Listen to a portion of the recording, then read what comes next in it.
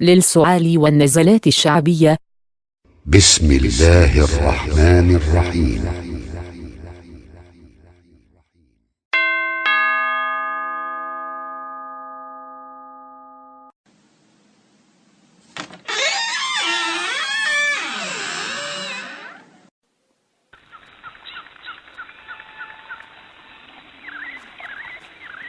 تشرب 3 كؤوس في اليوم من مغلي أوراق الجوافة يوميا.